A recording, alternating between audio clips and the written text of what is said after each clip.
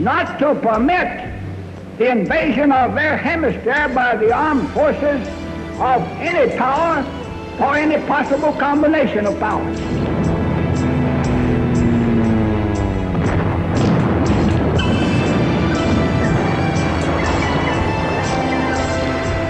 I remember on December 7th, 1941, my father went to play tennis, and he came right back and told us, hey, war started. And then he said, well, I guess we're going to have a tough time because I know Peru is going to go with the United States. I remember that. Shortly after the Japanese military attack on Pearl Harbor, community leaders were scapegoated and rounded up for detention throughout the Americas. In Peru, a blacklist had been generated. While not based on any real or credible evidence of Japanese subversive activity, the blacklist targeted businessmen, community leaders, and educators. In collaboration with Peruvian officials, the U.S. used the blacklist as the basis for rounding up hostages.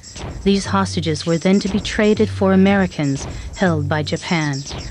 In addition to a convenient means of expelling the economic competition, Peru had much to gain in its relationship with the United States.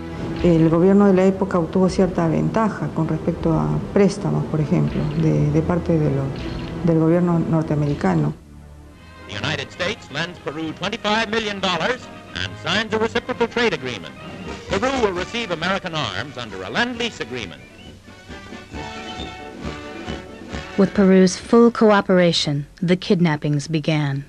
Every time a U.S. transport came into the Port of Callao, words got around and people, the head of the families, went into hiding, my father included. And when the police came to our house several times looking for him, and the last time, again, not finding him, they took my mother and put her in jail.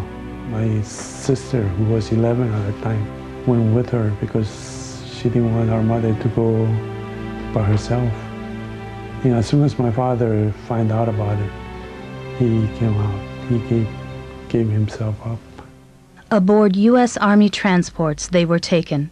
For weeks, Art was stuck below deck, shipped off with his family to an unknown destination and an uncertain future.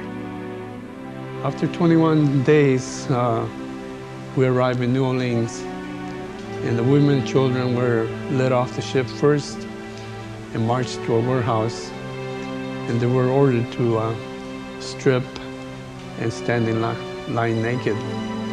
My sister, who was 11 at that time, said that she never felt so humiliated that she had to strip in front of boys. We got off the ship, they put us in a big room like a warehouse, and everybody has to take their clothes off, you know. So we were all naked, and they started spraying us with something. They shot DDT on your head, your arm, and, you know, the vitals. Boy, you know, we felt like cattle, you know, because we had to line up and then just go shh, shh, shh, shh.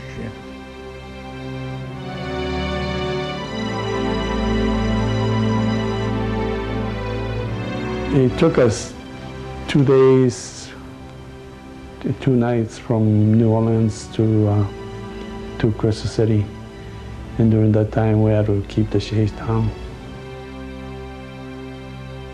Most of the Japanese Latin Americans were interned in a Department of Justice camp at Crystal City, Texas. A 10-foot fence, guard towers, and floodlights surrounded this camp. The camp also held persons of Italian and German ancestry from the United States and Latin America, as well as Japanese Americans.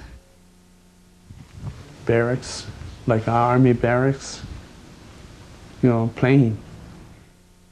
Though they had lost both their freedom and their homes, most chose to hide their fears of an uncertain future from their children. During the internment, over 800 Japanese Latin Americans were included in 2 prisoner exchanges, which set sail from New York. ニューヨークへ着いて、私は一番先殺されました。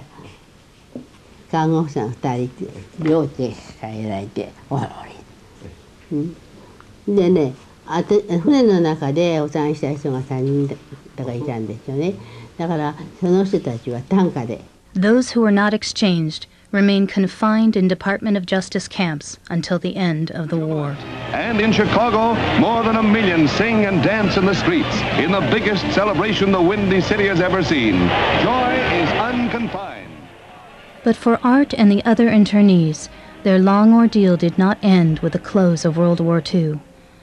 The remaining Japanese Latin Americans were told that they were illegal aliens and would be deported. And because the Latin American governments initially refused to allow these internees to return, over 1,000 were thus deported to war-devastated Japan. When we arrived in Hiroshima, we got off the train, we walked and walked and walked. When we saw the city, there was nothing, no building. And some people were still, wounded, and they all looked so poor, and we were saying, gee, what a place, this is where, so we're going to live. One of my cousins was a doctor, and everybody had to go and help, into the city because all the hospitals were destroyed. And so he got this radiation, He passed away a few years later, too, just for treating the, patients. Meanwhile, as the camps were closing, Art's family, along with a few hundred others, were determined not to share the same fate as those who had been deported.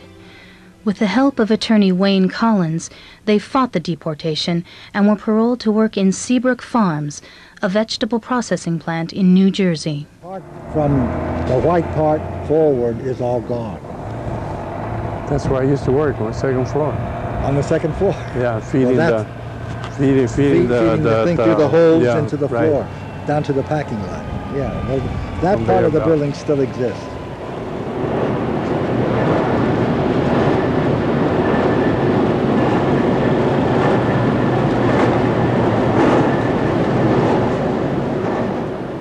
Boy, we worked like hell. I was in Seabrook. I was 13 years old. We never had a summertime and leisure and so on because we worked since I was 13. Every summer we worked.